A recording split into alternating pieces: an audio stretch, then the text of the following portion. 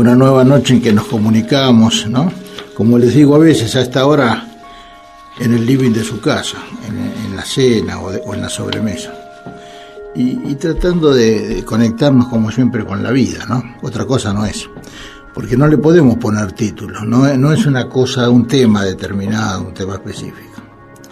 Es esto que estamos viviendo sin saber qué es y sin saber quiénes somos, pero buscándolo, tratando de estar mejor. Y hoy no tenía una cosa muy fija, nunca tengo un tema determinado, siempre las cosas se van dando, ¿no? Como es el concepto, ¿no es cierto?, ir viviendo lo que se va dando, el presente.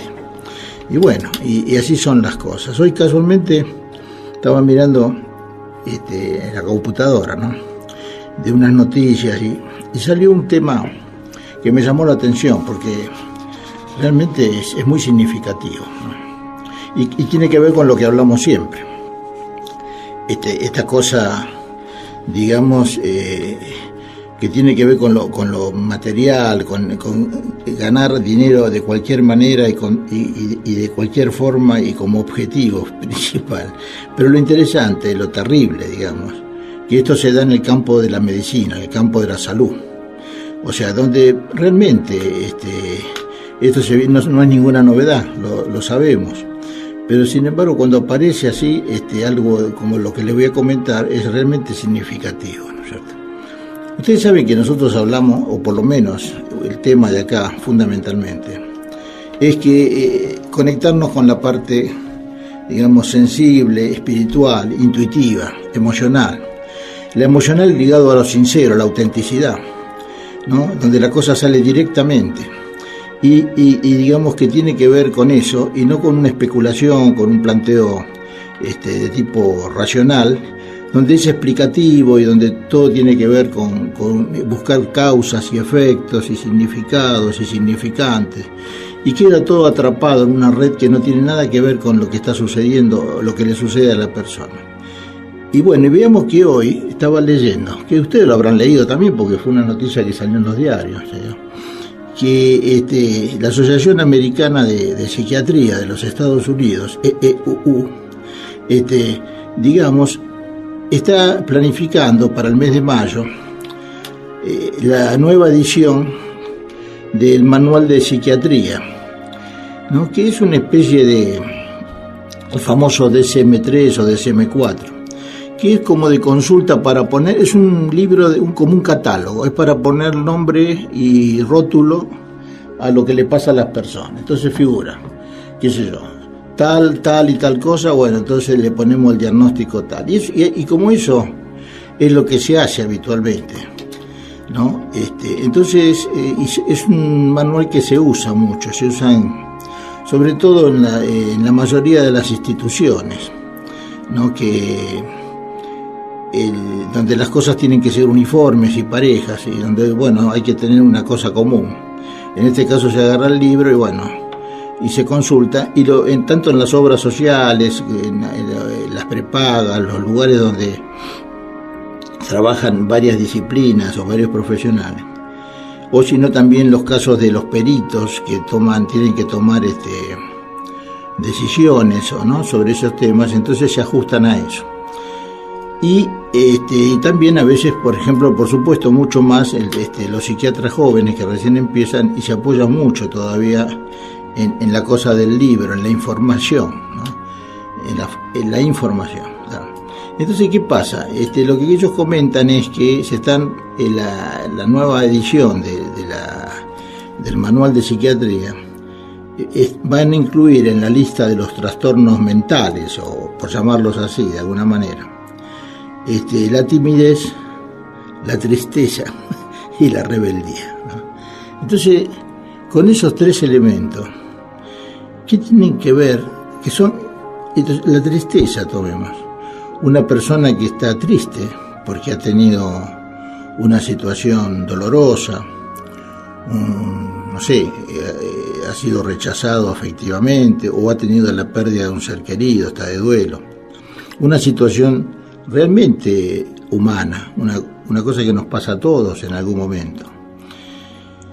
y que bueno, tenemos que verla desde ese lado, desde una aceptación, desde entender que esto es un hecho que inclusive nos determina como seres humanos, que somos finitos, que tenemos un fin, y que esas cosas suceden, pero no podemos muchas veces dejar por eso de sentir tristeza, por ejemplo, ¿no?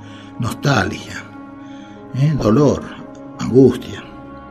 Y bueno, entonces la tristeza va a ser considerada, según esta gente, como un tema a ver desde el punto de vista de los trastornos mentales. Quiere decir que se puede ver también como algo a tratar, digamos, ¿no? Con la timidez es una cosa también extraña, ¿no? Porque la timidez obviamente que es una dificultad para conectarse socialmente, etcétera, etcétera.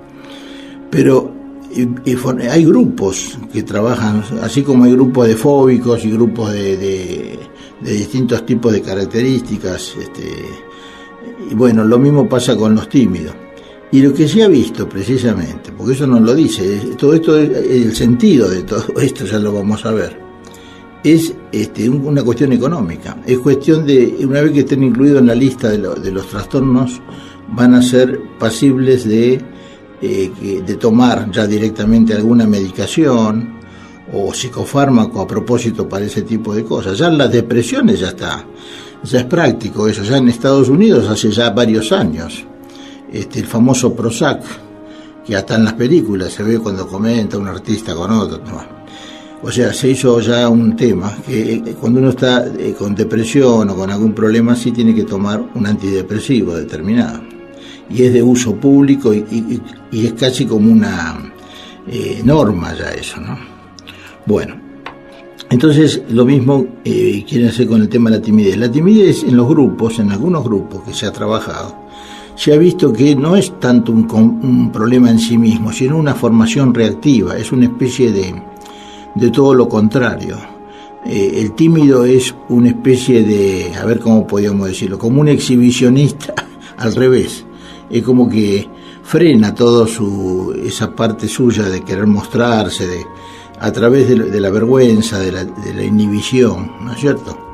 Y queda entonces de alguna manera con esa complicación que no le permite conectarse socialmente, ¿no? El tímido es eso, ¿no? Tiene esa dificultad. Pero detrás de ese bloqueo, de ese miedo, de esa vergüenza que siente a veces con los demás, está todo lo contrario. Hay un gran deseo de todo lo contrario, de salir al frente, de ser la primera, la número uno o el número uno y poder soltarse, ¿no? Pero eso como que eso no está visto, porque el tema es tratar el síntoma.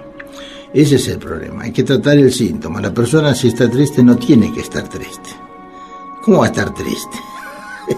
Pero mire que fue así, perdió. No.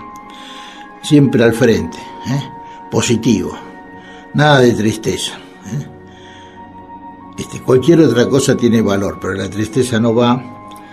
Y bueno, y ser tímido, la verdad que si lo podemos corregir con una pastillita sería genial. El otro es la rebeldía. La rebeldía es el caldo necesario para la libertad, para poder salir de muchas veces de bloqueos, de miedos, de situaciones que nos están, la misma estructura, a veces social. Quizás lo vamos a ver en algún momento, cuando vemos que está como planificado todo como para que a cualquier cosa que sea singular o distinta es visto como algo a corregir, ¿no? Todos tenemos que ser moderados, tranquilos, no molestar mucho si es posible. Ahora, la rebeldía, ustedes saben que forma parte en un momento de la vida, por ejemplo en la etapa de la adolescencia o en otros momentos donde aparece ese no, esa rebeldía, ese no. ¿Por qué? Porque es necesario. Imagínense que la gente dijera todo que sí. ¿Qué seríamos? Seríamos tontos, ¿no? Entonces, directamente, que la persona pueda ser ella misma, que tenga esa singularidad, esa fuerza, es fundamental, el rebelarse.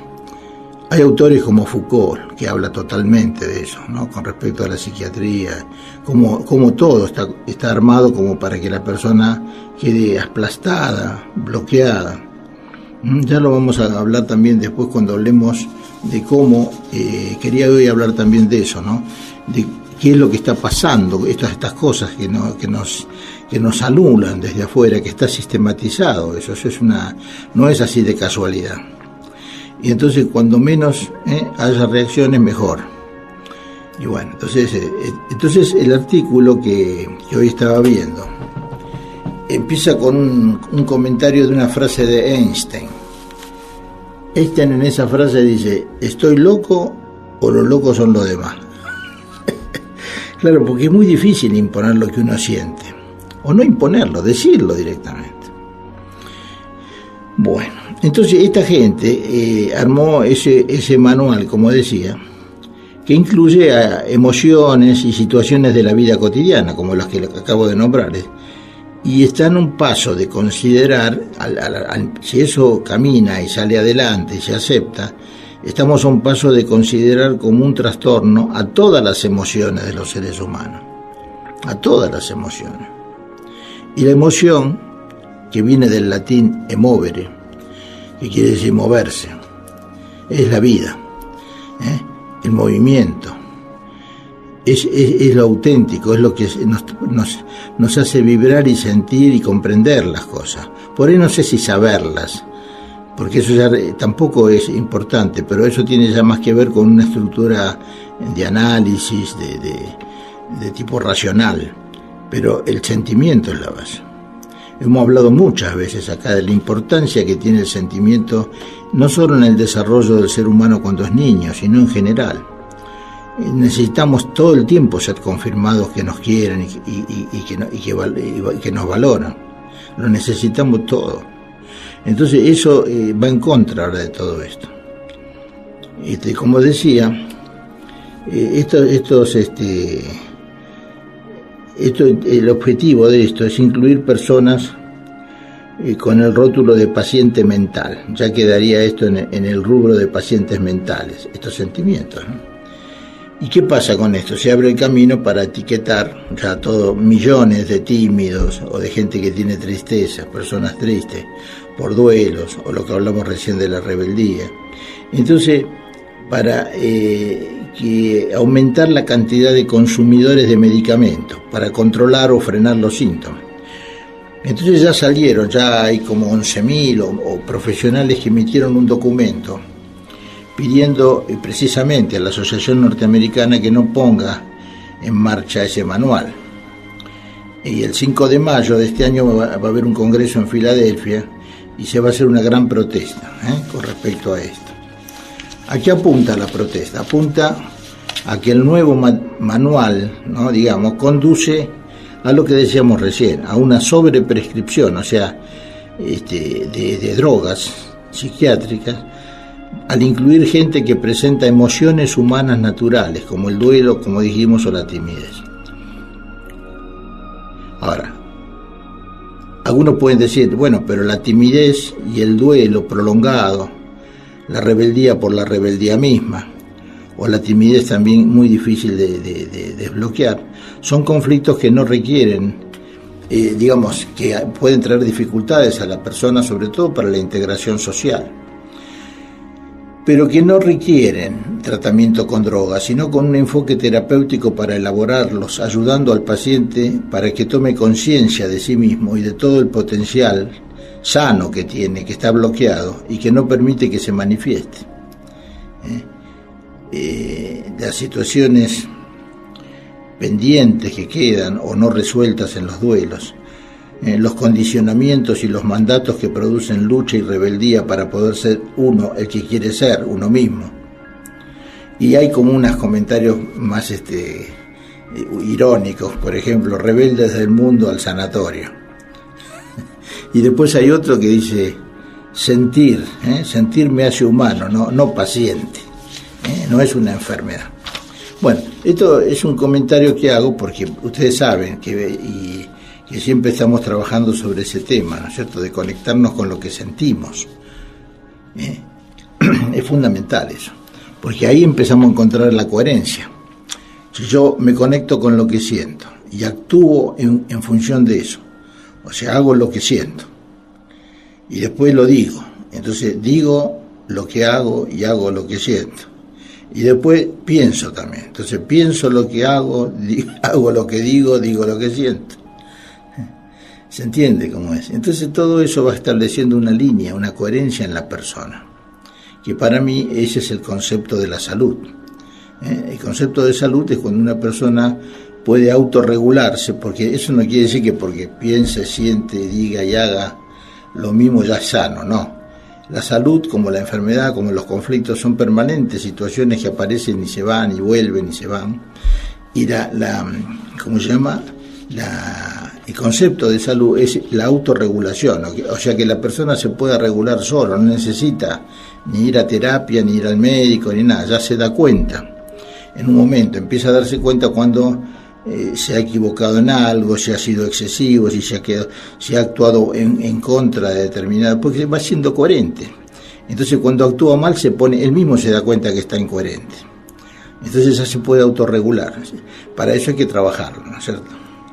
Y en una época como esta, tan loca, ¿no? Realmente tan alienante, como la que estamos viviendo ahora, donde, qué sé yo, el egoísmo, el materialismo, el dinero, la violencia, la muerte, han tomado la característica de todos los días, de lo habitual.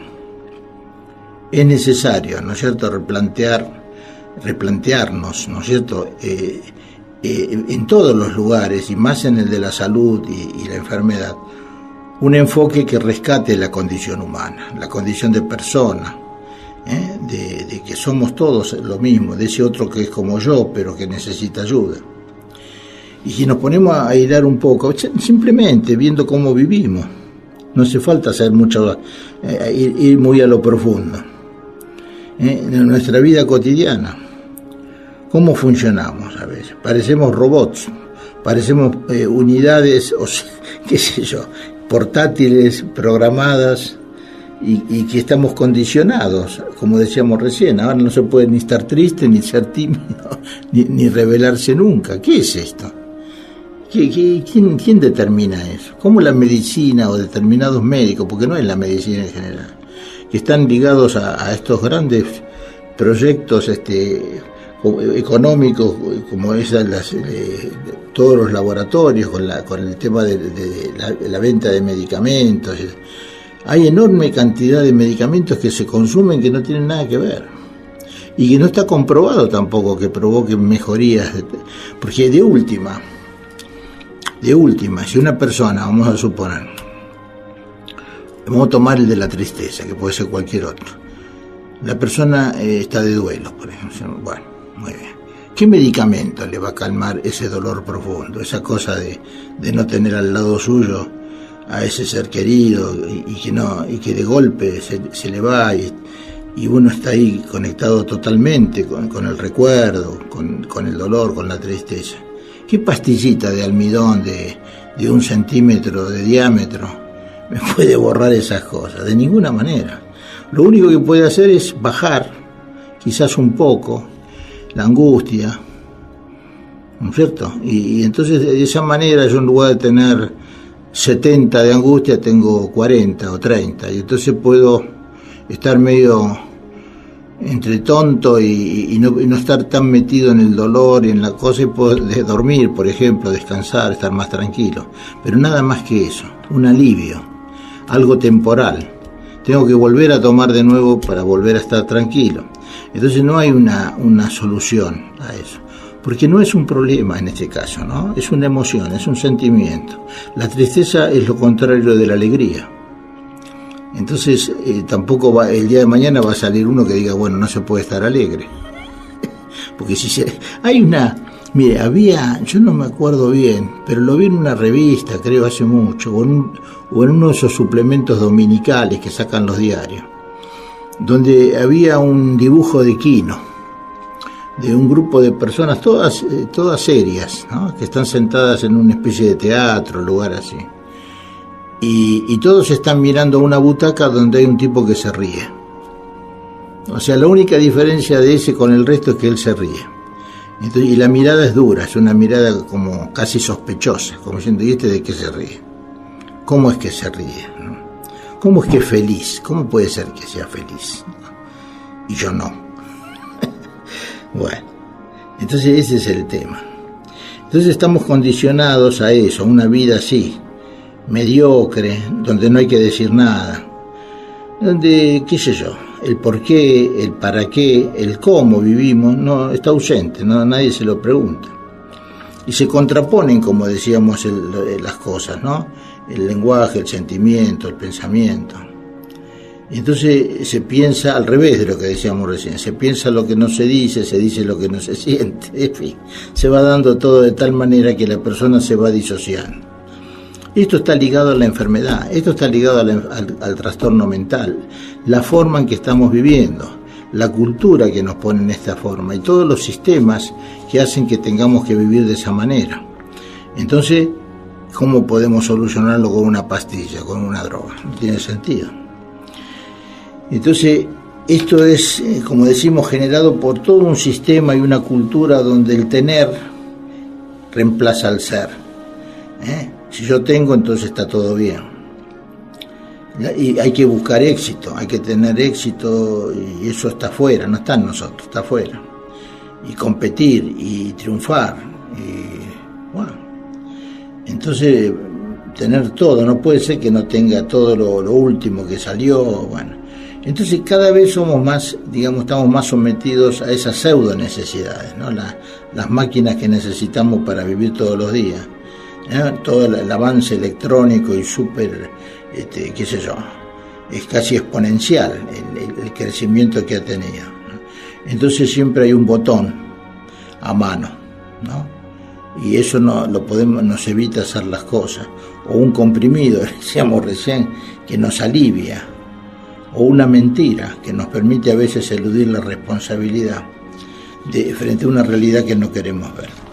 Bueno, después todos los mandatos familiares, todas las cosas que hemos tenido desde chicos, ¿no? Vos esto, vos aquello, vos eso no, vos estás para otra cosa, vos tenés que ser así. Y bueno, y todo eso va moldeando a la persona, todos sus hábitos, sus creencias, sus posturas.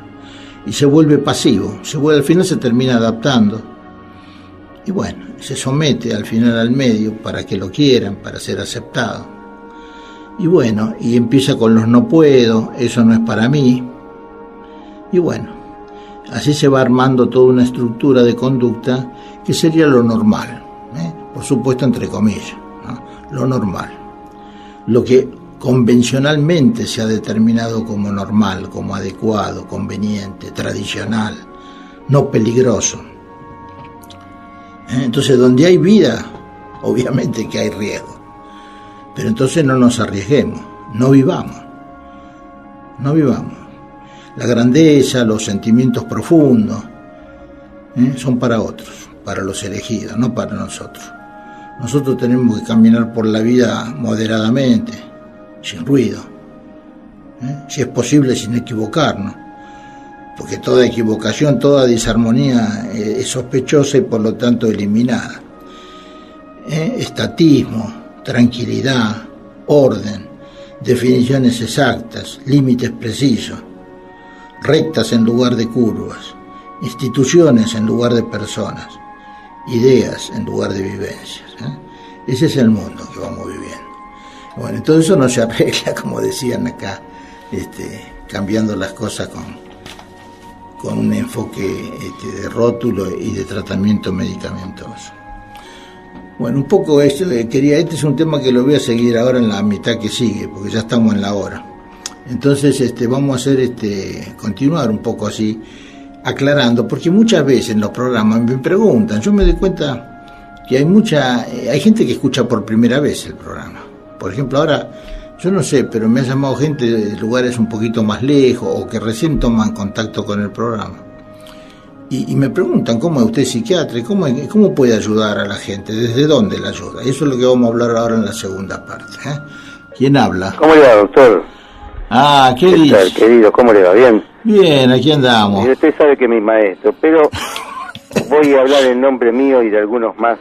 Bueno, a ver. Estamos encorsetados y encanados por el Estado y los que nos dirigen los impuestos y los gastos y todo lo demás. Mire, usted me conoce bien y sabe que yo soy un tipo de chistes y de humor.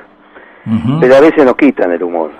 y ahí es cuando nos jorobamos. Yo tengo 73 años, sabe que soy un devoto suyo, pero con lo que yo cobro de jubilación no llego a pagar el alquiler, ni siquiera, no hablemos ya con los remedios y con todo lo demás. Entonces no se encorsetaron, yo no sé quién, cómo, capaz que yo ayudé, entramos dentro del sistema. Y si salimos dentro del sistema nos matan, nos enjuician, nos quitan, nos embargan. Entonces, ¿cómo hacemos todos aquellos que creemos en lo que dice usted, que estamos de acuerdo en lo que dice usted, que queremos una vida más libre y más sana? Pero yo laburo 14 horas por día, y usted lo sabe bien porque me llama por teléfono. Claro, no, aparte lo conozco. Sí. Bueno, y no puedo salir del sistema aunque yo quiera, aunque yo hago mucha participación, y usted lo sabe bien, de espíritu y materia, sí. Pero llega un momento que no nos permiten. Ahora, sí, lo que pasa es que es cierto lo que usted dice, y es cierto también que produce ese sentimiento que usted está transmitiendo, ¿no es cierto? Pero ya lo hemos hablado con usted en alguna oportunidad, el famoso tema de la aceptación para el cambio. O sea, digamos, aunque parezca, es difícil, yo sé que no es fácil, pero si uno se engancha solamente en el malestar, digamos, en la bronca, en la impotencia, digamos, en todos esos sentimientos y la ira, puede llegar a la ira o a cualquier tipo de manifestación, digamos, y es justificable desde el punto de vista de un desequilibrio entre el esfuerzo que uno hace y lo que uno hace para poder no solo crecer económicamente, sino por ahí sobrevivir claro. Y en algunos casos ayudar a los demás también y todo eso. Pero usted sabe que yo no me engancho con la ira, al contrario, usted me critica siempre que yo me engancho con los chistes. No. Usted tiene una característica, digamos, de personalidad fuerte, pero últimamente es cierto lo que usted dice, no está más, trata de contemplar la cosa, porque el tema es así, cuando más nos enojamos, más nos separamos del tema. Eso lo empezamos a ver como un rival, como si fuera una pelea, ¿vio? Y entonces usted lo tiene enfrente. Ajá. Y en este caso puede ser todo, puede ser político, puede ser económico. No, yo no estoy hablando de la parte política, estoy hablando de que gran parte de la población, yo me doy cuenta está sometida, estamos sometidos, claro, totalmente, estamos sometidos. Claro. Pero yo me refería, aparte de eso, que es cierto también en el manejo de las cosas, a una especie de sometimiento que viene, ¿cómo podríamos decir? Que se está transformando, ya no es una cuestión de un gobierno, de un país o de lo que sea. De la sociedad. Es una característica, claro, con respecto al ser humano en general. Es muy difícil que haya una persona que de repente pueda decir, bueno, esto es así o es asado. Es decir, o de realizarse a sí mismo, no es mucho lo que se pide, no es que uno quiere ser Gardel, ¿no? Uno quiere ser uno mismo y hacerlo de la mejor manera. Gardel hay uno solo, Maradona hay uno solo. Claro. Lo que pasa es que esto, como es una cosa que viene, como dice usted, es cultura, esto viene ya desde una educación, desde un sistema donde realmente de chico a uno no le enseñan que tiene un potencial bárbaro y que puede ser fantástico. No, pero al margen de nuestros padres, el papá Estado, el papá municipal, el papá... Nos oprimen tanto que no nos dan lugar a que seamos nosotros mismos. Claro. Entonces hay cosas que yo estoy totalmente de acuerdo con usted. Yo trato de ser, quiero ser, pero tengo que tener para agarpar los impuestos a fin de mes o cuando corresponda. Claro. Entonces es muy lindo, todo es muy lindo, y yo trato de contemporizar, de juntar las dos cosas, tener espiritualidad, pero necesito tener lo otro porque cuando llega la boleta no puedo ir con el espíritu. No. Entonces es una lucha permanente de lo que estamos en lo que usted dice. Tenemos mucho más lucha que el que cree solamente en la guita. Yo tengo 73 años, no hice guita en mi vida, pero tengo que estar al día con todas las cosas y para eso tengo que trabajar 14 horas por día. Claro. O sea, me parece que se me fue la mano, ¿no? Sí. Pero no tengo otra salida. Entonces, nos gusta todo, nos gusta lo que usted dice, nos gustan sus talleres. Usted sabe que yo me gusta mucho todo eso. Pero yo me refugio a veces en los chistes, como usted dice, para no refugiarme en la bronca. Claro. Y bueno, hago la elección más fácil, ¿no? Pero con eso no remedio nada. Claro, no, es así. Ahí lo que pasa es que cuando uno lo mira esto en función personal y todo, es cierto, es injusto y es una situación que realmente no es coherente, digamos, el esfuerzo que uno hace con lo que recibe. Exactamente. Pero no está planteado en esos términos la naturaleza y todo. Lamentablemente hay momentos en que pasamos por momentos bellísimos, hermosos, y al poco rato viene una tormenta, un tornado, pero forma parte de la vida. Eso es lo que le iba a decir, exactamente, ¿no? Sí. Y entonces ese es el tema. Lo difícil es estar en el momento duro, en ese momento. Y bueno, pero lo otro claro, que nos los hacen duro mes tras mes, claro. y con más impuestos. Yo te hablo, no es mi caso. La gente que tiene que viajar del Gran Buenos Aires, Sí, que le han aumentado sus impuestos, y que le han aumentado los gastos, y que le han aumentado... Sí, Y bueno, esa gente, ¿cómo hace para tener la sonrisa siempre a flor de labios? claro. Entonces hacen como yo, que miento, hago los chistes en el momento más adecuado o menos adecuado, para pasarla mejor. Claro. ¿Se da cuenta? Pero el tornillo sigue apretando cada vez más, la máquina cada vez le da más tornillos. Pero usted cuando hace ese comentario, acuérdese de que no es solamente un tema de acá, ¿no? Es de todo, es todo el mundo, Sí, todo el planeta. Todo el planeta, exactamente. Y bueno, ya dentro de poco no voy a ser más Ignacio, porque usted ya no me dice más Ignacio. Dentro de poco voy a hacer un número código de barra, y todo vamos a decir código de barra. No, yo jamás voy a entrar en eso. No, usted no, yo tampoco, pero no nos van a llamar más Julio o Ignacio, nos van a llamar código número tal. Bueno, eso también, ojo, porque no vamos a creer siempre, porque están pasando cosas importantes en el planeta y en nosotros mismos. Lo que pasa es que no nos estamos dando cuenta, pero se está dando un cambio importante. La gente ya no come chicle ni nada por el estilo. No, es así. Los vídeos hace rato que no. Por supuesto. Pero no quieren mezclar el vídeo con los sándwiches. Por supuesto. Entonces se está generando un cambio. Bueno, ojalá. Y hay que ir, lo que sí nos tenemos que, como siempre, juntar, porque se crea una resonancia. Totalmente. Cuando estamos juntos. Y el efecto patito de cuando tira la piedra. Y esa energía parece que no, pero va transformando. Totalmente. Y bueno, hay que juntarnos. El 18. Ahora nos hablamos, ¿qué decía? ¿El 18 qué? ¿Y el 18 estamos juntos o no? Porque no habíamos hablado de eso. No, usted yo lo escuché por radio, todavía no. Dije eso, 18. Sí, el 18 y hay que decirlo, porque la gente que lo escucha a usted necesita... ¿Sabe qué? Estamos a 10 hoy. Y bueno, interesa. Y entonces llegó a 11. Pero capaz que los que lo escuchan hoy no lo escuchan la semana que viene.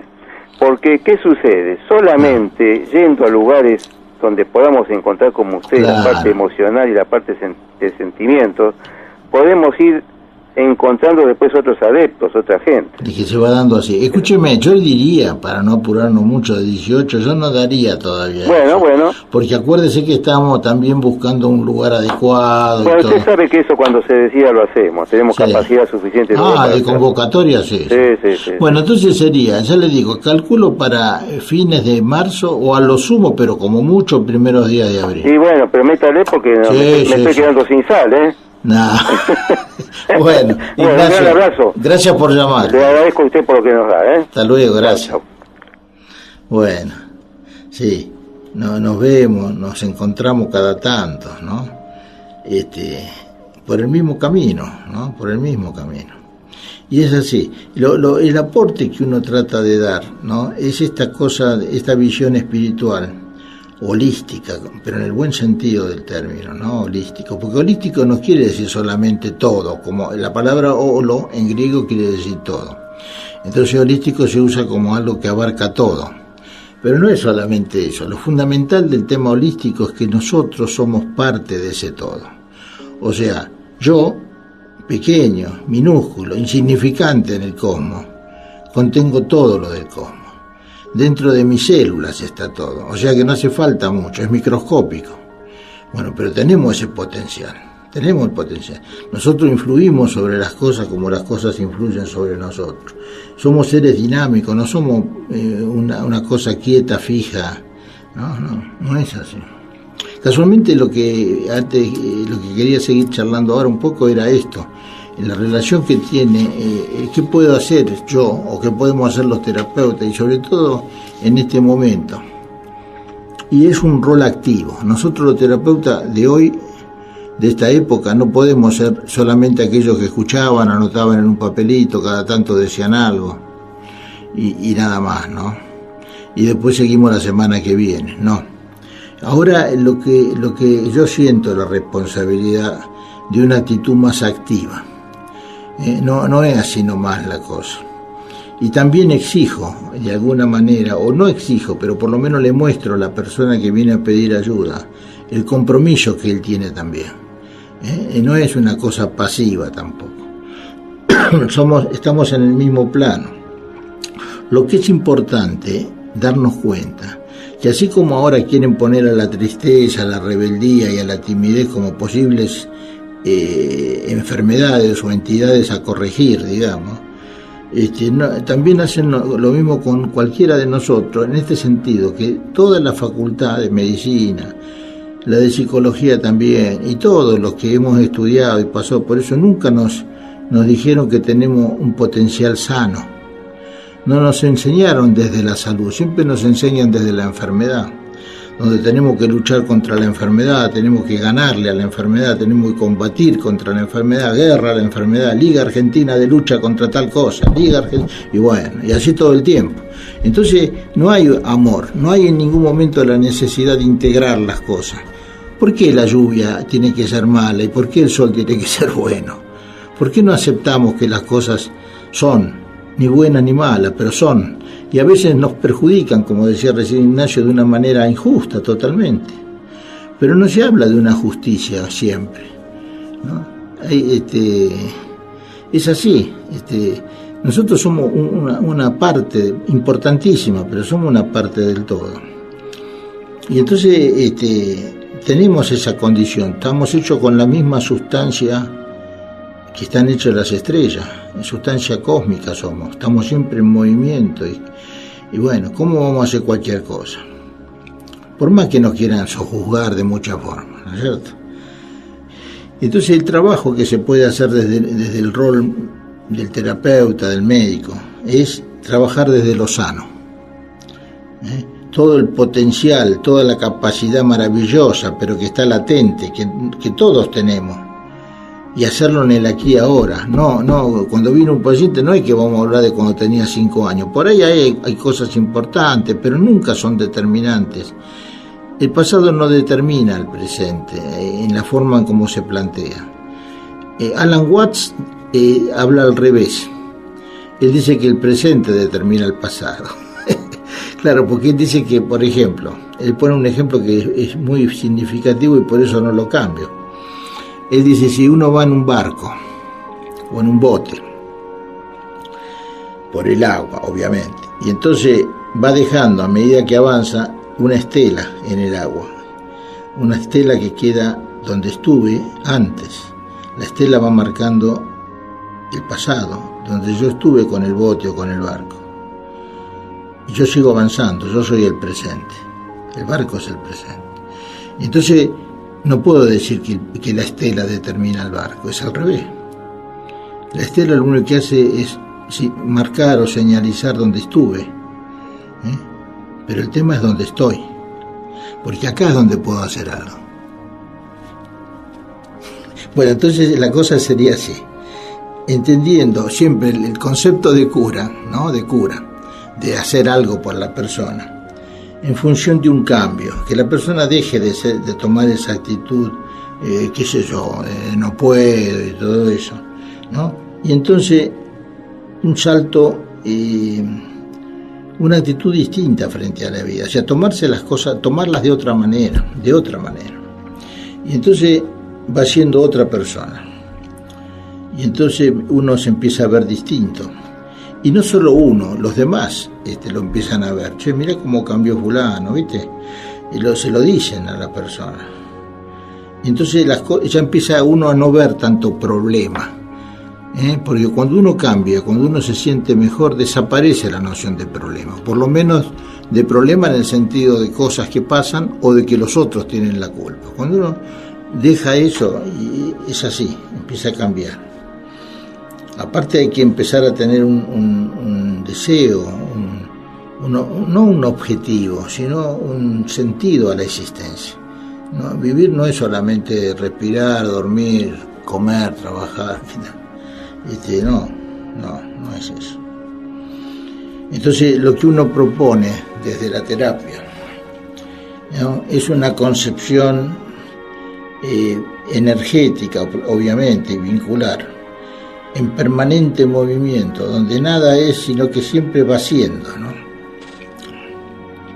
Entonces se va cambiando. Esto tiene que ver también, como decíamos, con sistemas educativos que siempre fueron el modelo o el paradigma donde uno se apoyaba para conectarse con un conocimiento, con un concepto.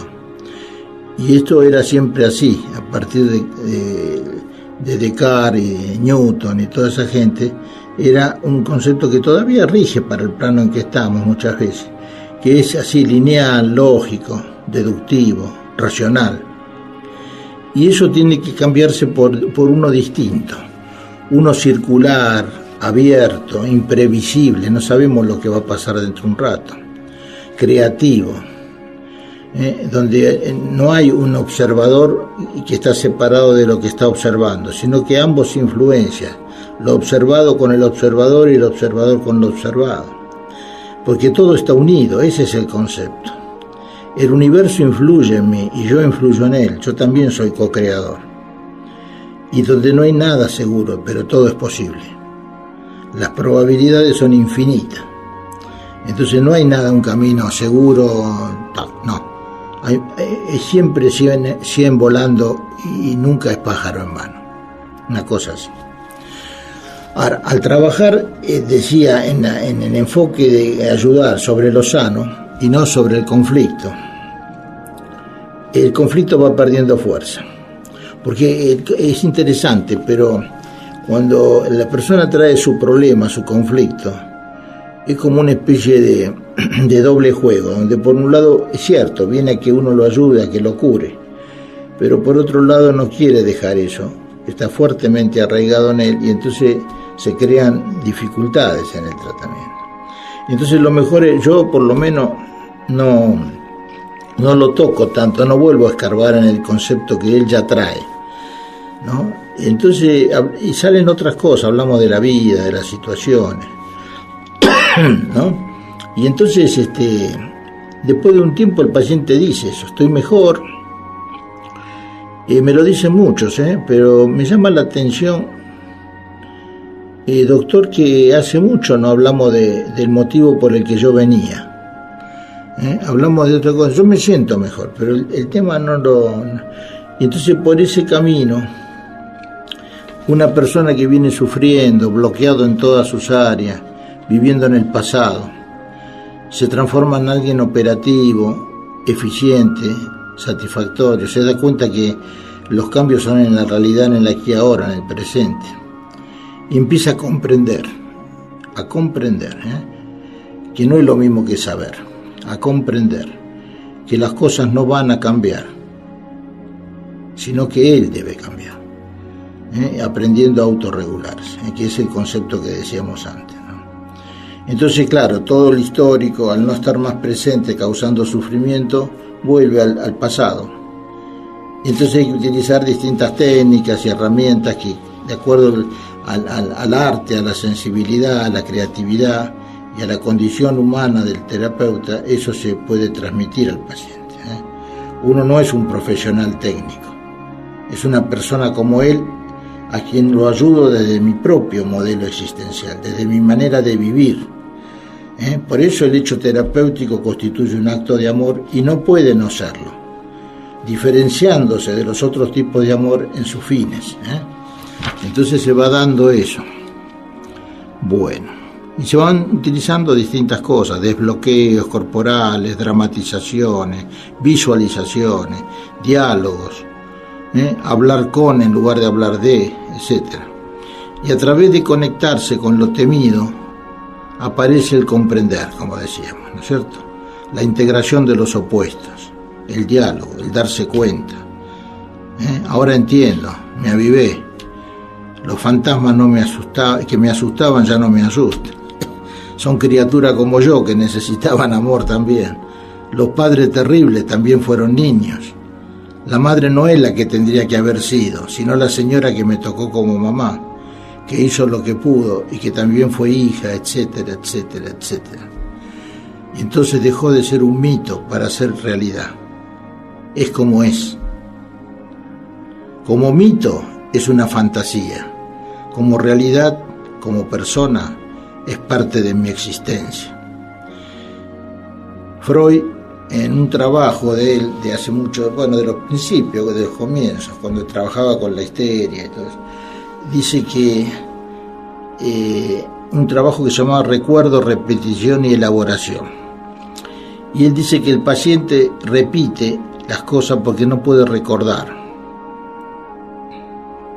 Y tomando lo de los sentimientos que decíamos al principio del programa de hoy, recordar, dice Galeano en el libro de los abrazos, recordar viene del latín recordis, que quiere decir pasar 2 veces por el corazón.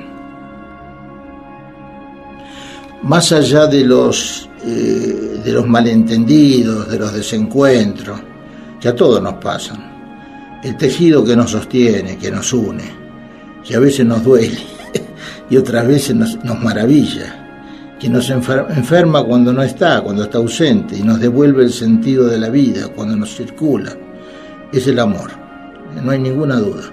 A él precisamente dedico mi trabajo diario como médico y mi capacidad de soñar como poeta. Ya estamos casi en la hora. Entonces, no sé, parecería que tengo que redondear y no sé qué voy a redondear. ¿Da para un poema o no da? Bueno, entonces vamos a dejarlos, hoy lo dejo sin el poema. Pero bueno, siento que fue un programa donde nos pudimos comunicar desde algo concreto, ¿no? Desde la posibilidad de ayudarlos y la manera de ayudarlos. Les mando un abrazo.